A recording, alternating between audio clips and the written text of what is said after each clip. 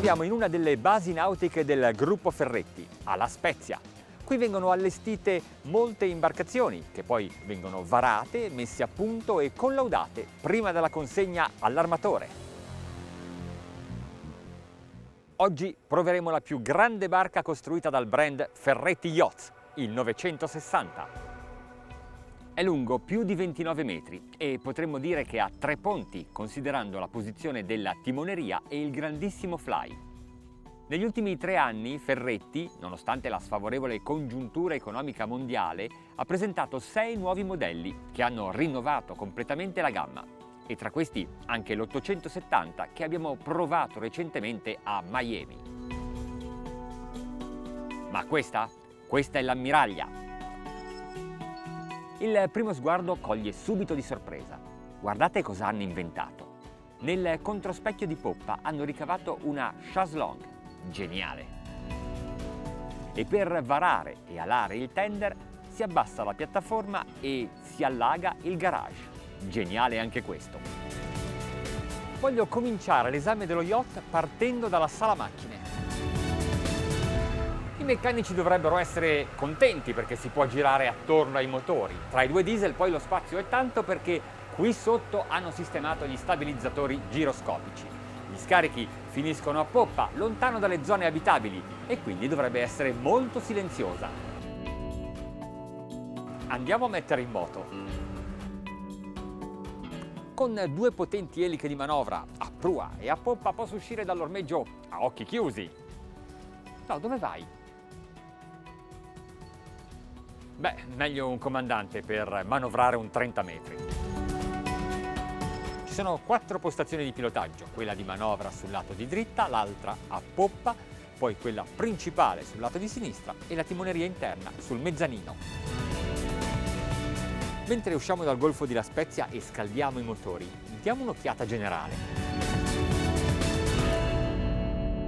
Il profilo è sportivo. Il ponte di prua nasce nel vertice e sale sino al parabrezza del ponte di comando. La lunga finestratura laterale taglia in 2 parti la sovrastruttura, conferendo uno stile esclusivo e portando luce negli interni. Ma c'è un elemento che spicca per originalità. È la porta che si apre sul fianco e l'abbassamento della falchetta la mette in evidenza. La zona pranzo del fly è per 10 persone e può essere ombreggiata. I tavoli sono unificabili grazie a 2 vassoi di teak. Accanto ci sono il grill e il wet bar separati. Verso poppa lo spazio per il prendisole, per una jacuzzi opzionale e volendo per un altro tender. Nel pozzetto il tavolo è aggirabile e permette di servire gli ospiti nel modo migliore. È una barca dal gusto tipicamente italiano, ma il decor dovrebbe piacere in tutto il mondo. Il salone è immenso, un open space con salotto e tavolo da pranzo per 12 persone. La vetrata continua permette allo sguardo di correre sul panorama. La cucina è extra large, come i suoi elettrodomestici, e il piano è di quarzo bianco. All'armatore hanno dedicato una zona speciale della barca, sul ponte principale, verso prua. Nella cabina c'è l'armadio, la zona beauty e sul lato opposto una cassettiera. Il bagno è così spazioso che si può inserire anche la vasca al posto della doccia. Sul ponte inferiore si trovano 4 cabine per 8 ospiti, tutte di simili dimensioni e con grandi vetrate. I letti scorrevoli possono unire le coppie. Poi ci sono 3 cabine per 5 membri di equipaggio. L'essenza adoperata su questo modello è il rovere al naturale o tinto noce. Nonostante i 29 metri di lunghezza fuori tutto, è omologata CE entro i 24 metri. Quindi, secondo la normativa europea, la potete pilotare con la patente per la barca da diporto. Alla fonda è molto stabile perché hanno installato di serie gli stabilizzatori giroscopici. Per renderla ancora più stabile anche in navigazione, se volete, potete chiedere le pinne stabilizzatrici. Hanno previsto lo spazio per montarle. Per iniziare a navigare, abbassiamo prima gli interceptor, li portiamo nella posizione più bassa. Si tratta di lame che scendono lungo lo specchio di poppa sotto lo spigolo di carena e in questo modo cambiano l'assetto dello scafo. Hanno la stessa funzione dei flap, ma sono più efficaci. Li lasciamo in questa posizione e acceleriamo. La visuale è perfetta, non sento il bisogno di salire sul fly. L'atmosfera è ovattata, nessuna vibrazione, nessun rumore, soltanto i comandi, le strumentazioni e il mare. In questa maniera posso concentrarmi perfettamente sul mio ruolo di comandante.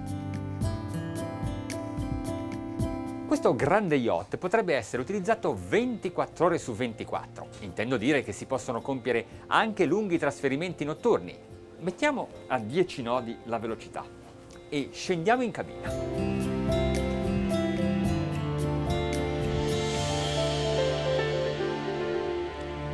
Voglio farvi ascoltare il silenzio. Hanno lavorato molto bene con i materiali insonorizzanti e in questa maniera il comandante può portare i suoi ospiti a svegliarsi ogni mattina in un luogo diverso.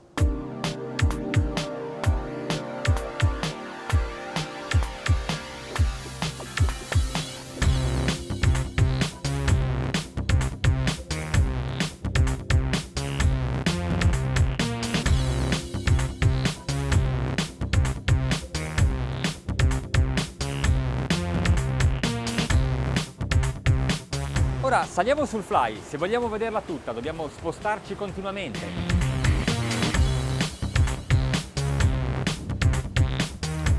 Qui posso decidere se prendere un po' d'aria fresca oppure mettermi in una posizione più riparata.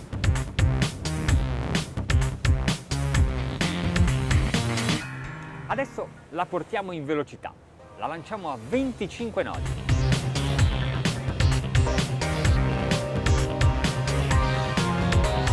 Da qui possiamo controllare il diametro dell'evoluzione, cioè della rotazione completa.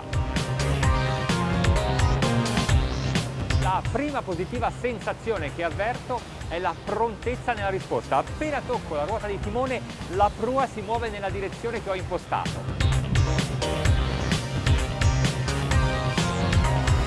Diamo tutta la barra. Reagisce molto prontamente. Vediamo se riesce a chiudere il cerchio, cioè a rientrare all'interno della sua stessa virata. Incredibile, è riuscita a virare in un diametro di circa 100-120 metri. Questo vuol dire che i timoni sono efficaci e la velocità di uscita è di 21 nodi, ha perso meno velocità di quello che mi aspettavo. Insomma, è un 30 metri, ma ha la stessa agilità di un buon 20 metri.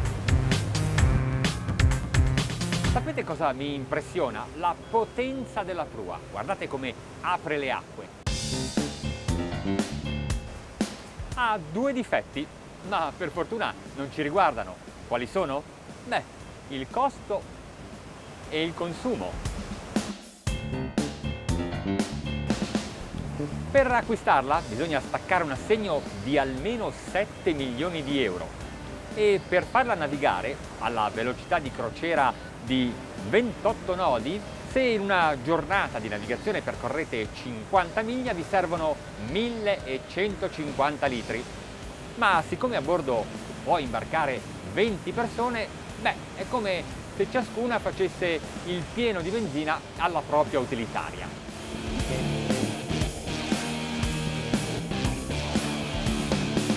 I progettisti, lo studio Zucconi International Project che firma tutti i modelli del gruppo Ferretti e l'Advanced Yacht Technology, il gruppo di ingegneri dell'azienda, quando l'hanno progettata hanno stimato con due motori MTU da 2638 cavalli una velocità massima di 31 nodi, invece 32 nodi.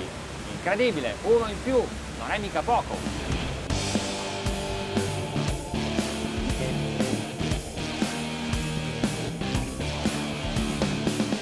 Il Ferretti 960 è uno yacht di straordinaria bellezza ed eleganza ed è anche molto veloce, forse il più veloce della sua classe.